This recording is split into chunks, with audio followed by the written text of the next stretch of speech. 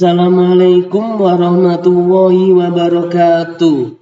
Salam olahraga. Bertemu dengan saya Bayu Dwi Santoso dalam tutorial online pendidikan jasmani dan olahraga. Materi inisiasi ke-8, evaluasi pembelajaran penjas, cakupan materi yang pertama, tujuan, fungsi dan prinsip evaluasi pembelajaran, 2 tes dan pengukuran. Kajian materi, evaluasi pembelajaran penjas, tujuan, fungsi, dan prinsip evaluasi pembelajaran, tes dan pengukuran. Evaluasi merupakan suatu proses berkelanjutan tentang mengumpulkan data penafsiran informasi untuk keputusan yang dibuat dalam merancang suatu sistem pembelajaran. Pengertian tersebut memiliki 3 implikasi rumusan. Berikut ini implikasi tersebut. 1. Evaluasi adalah suatu proses yang menerus sebelum, sewaktu, dan sesudah proses belajar mengajar. 2. Proses evaluasi senantiasa diarahkan ke tujuan tertentu, yakni untuk mendapatkan jawaban tentang bagaimana memperbaiki pengajaran. 3. Evaluasi menuntut menggunakan alat yang akurat dan bermakna untuk mengumpulkan informasi yang dibutuhkan guna membuat keputusan. Evaluasi pembelajaran adalah suatu proses atau kegiatan untuk menentukan nilai kriteria, judgement, atau tindakan dalam pembelajaran. Penilaian dalam pembelajaran adalah suatu usaha untuk mendapatkan berbagai informasi secara berskala, berkesinambungan, dan menyeluruh tentang proses dan hasil dari pertumbuhan dan perkembangan yang telah tercapai oleh anak didik melalui program kegiatan belajar. Pengukuran merupakan suatu proses atau kegiatan untuk menentukan kualitas suatu yang bersifat numerik. Evaluasi mempunyai peranan yang sangat penting dalam proses belajar, sebab melalui evaluasi akan memberikan umpan balik yang sangat bermakna baik untuk murid, guru, bahkan pada model atau metode pembelajaran pendidikan jasmani.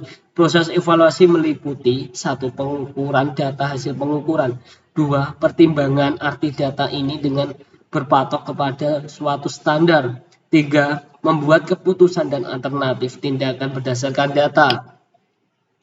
Tujuan evaluasi secara umum adalah 1. Evaluasi bertujuan untuk mengadakan evaluasi siswa, 2. Evaluasi bertujuan untuk menentukan status siswa, 3. Evaluasi bertujuan untuk membimbing dan diagnosis, 4. Evaluasi bertujuan untuk memberikan motivasi kepada siswa, 5. Evaluasi bertujuan untuk perbaikan mengajar, 6. Evaluasi bertujuan untuk menilai guru dan bahan ajar, 7. Evaluasi sebagai alat pembantu dan survei dan penelitian.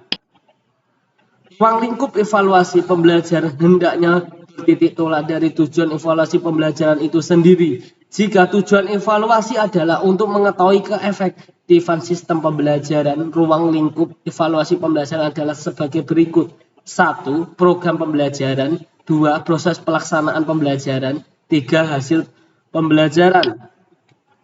Ada 3 istilah yang sering digunakan dalam evaluasi, yaitu tes, pengukuran, dan penilaian. Tes adalah salah satu cara untuk menaksir besarnya kemampuan seseorang secara tidak langsung, yaitu melalui respon seseorang terhadap stimulus atau pertanyaan.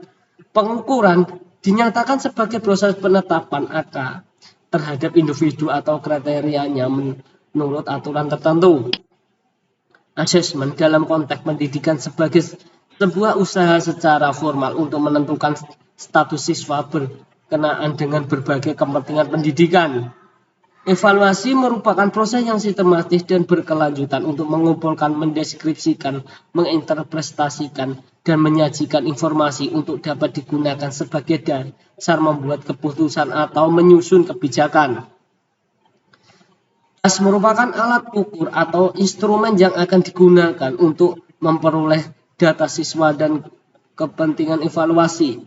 Oleh sebab itu, alat baik harus mampu mengukur keberhasilan proses pendidikan secara tepat dan akurat dengan memiliki syarat-syarat sebagai berikut. 1.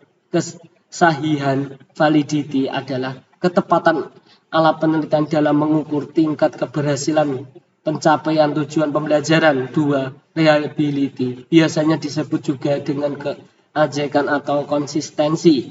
3. Kepraktisan dalam menyusun suatu alat penilaian penting untuk diperhatikan. Penilaian acuan norma atau PAN secara singkat bisa dikatakan bahwa PAN ialah penilaian yang membandingkan hasil belajar siswa terhadap hasil siswa lain dalam kelompoknya. Penilaian acuan norma PAN pada dasarnya berarti penilaian yang membandingkan hasil belajar siswa terhadap suatu patokan yang telah ditetapkan sebelumnya. Patokan yang telah ditetapkan terlebih dahulu itu biasanya disebut batas lulus atau tingkat penguasaan minimum siswa yang dapat mencapai atau bahkan melampaui batas dinilai lulus dan yang belum tercapai dinilai tidak lulus. Daftar pustaka, petunjuk penggunaan media. Cukup sekian dari saya. Wassalamualaikum warahmatullahi wabarakatuh.